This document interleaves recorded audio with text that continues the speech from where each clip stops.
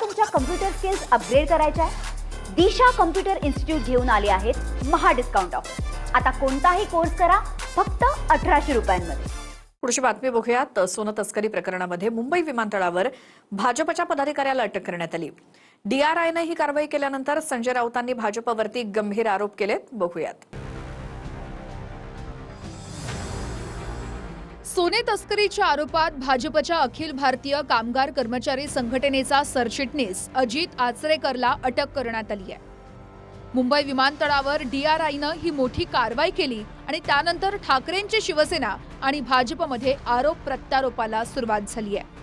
सोने तस्करी प्रकरणात भाजपच्या लोकांना अटक झाली आहे आणि त्यावर फडणवीस का बोलत नाहीयेत असा सवाल संजय राऊतांनी विचारलाय. मुंबई विमानतळावर आपल्याला माहीत असेल, सोने तस्करीच्या प्रकरणामध्ये भारतीय जनता पक्षाच्या कार्यकर्त्यांना अटक झाली. याच्यावरती देवेंद्र फडणवीस का बोलत नाहीत? कुणीतरी एक योगेश आवळे म्हणून आहे, ही त्यांची सगळी गँग आहे.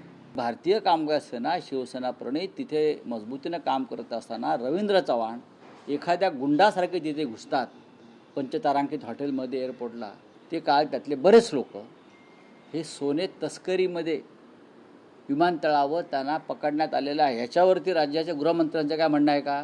एअरपोर्टवरच्या गोल्ड स्मगलिंगवरती आपलं कंट्रोल राहावं म्हणून त्यांना तिथे युनियन पाहिजे स्वतःची. मुळामध्ये भारतीय जनता पार्टीचा आणि या तस्करीचा काहीही संबंध नाही. कुठल्याही भारतीय जनता पार्टीच्या कार्यकर्त्याला किंवा आमच्या युनियनच्या कार्यकर्त्याला अटक झालेली नाही. जो कोणी अटक झालेला आहे त्याचा आणि भारतीय जनता पार्टीचा काहीही संबंध नाही. मुळामध्ये गेली अनेक वर्ष कामगार सेनेच्या नावावर सर्वसामान्य मराठी तरुणांना लुटण्याचं काम, सर्वसामान्य मराठी तरुणांकडनं खंडणी वसूल करण्याचं काम तुमच्या कामगार सेनेकडनं केलं जात होतं. एका कार्यकर्त्याला जे आहे ते मुंबई विमानतळावरती अटक करण्यात आलेली आहे. 5 कोटीचं सोनं जे आहे ते जप्त करण्यात आलेलं आहे. 5 जणांवरती गुन्हे दाखल करण्यात आलेले, अटक करण्यात आले. सोनं नेत होतं की आणत होतं? आणत होते. मन की बात ऐकली नाही त्यांनी. आणि दुसरी गोष्ट म्हणजे कदाचित आता मंत्री बनतील ते लगेच. मुंबई विमानतळावर अटक करण्यात आलेला अजित आचरेकर हा भाजपच्या अखिल भारतीय कामगार कर्मचारी संघटनेचा सरचिटणीस आहे. भाजप प्रदेशाध्यक्ष रवींद्र चव्हाण आणि अध्यक्ष सुहास माटे यांच्या नेतृत्वात त्यानं पक्षप्रवेश केला होता. 6 जूनच्या पहाटे 2:30 वाजण्याच्या सुमारास DRIनं आचरेकरसह त्याच्या सहकाऱ्यांनाही अटक केली आहे. कारवाई दरम्यान 5 कोटींपेक्षा अधिक किमतीचं सोनं आणि इतर साहित्य जप्त करण्यात आलं. गोल्ड स्मगलिंग प्रकरणातला आरोपी आचरेकरचा रवींद्र चव्हाणांसोबतचा फोटो संजय राऊत यांनी ट्विट केलाय.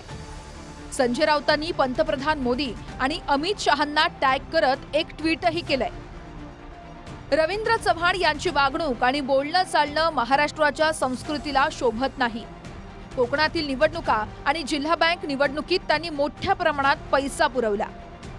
विमानतळ कामगार संघटनांमध्ये अचानक घुसखोरी करून इतर युनियन फोडल्या, गुंडांच्या टोळ्या उभ्या केल्या आणि पोसल्या.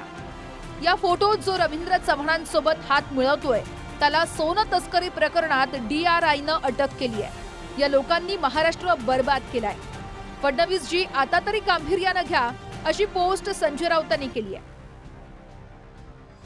संजय राऊतांनी भाजपच्या आणखी एका पदाधिकाऱ्याचा धमकी देतानाचा व्हिडिओ ट्विट केलाय. सब मेरे लोग हैं, अगर किसी ने इन लोग के ऊपर हाथ उठाया या गलत व्यवहार किया, मैं सबके घर पे आऊंगा और किसी को भी नहीं छोड़ूंगा.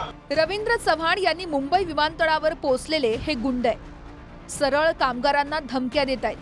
विमानतळावरच्या कालच्या गोल्ड स्मगलिंग प्रकरणात ही टोळी सहभागी आहे. DRIकडे मी याचे पुरावे दिलेले आहेत असं राऊतांनी म्हटलंय. मुंबई विमानतळावर सोने तस्करीच्या आरोपात भाजप पदाधिकाऱ्याला अटक झाल्यानंतर संजय राऊत आक्रमक झाले. त्यांनी थेट मोदींना टॅग करत सोशल मीडियात पोस्ट केली आहे. त्यामुळे सोने तस्करीच्या आरोपात अटकेत असलेल्या आचरेकरवर भाजप काय कारवाई करणार हे पाहावं लागणार आहे. Bureau report TV9 Marathi. तुम्हाला तुमच्या कम्प्युटर स्किल्स अपग्रेड करायच्या आहे? दिशा कम्प्युटर इन्स्टिट्यूट घेऊन आले आहेत महा डिस्काउंट ऑफर. आता कोणताही कोर्स करा फक्त 1800 रुपयांमध्ये.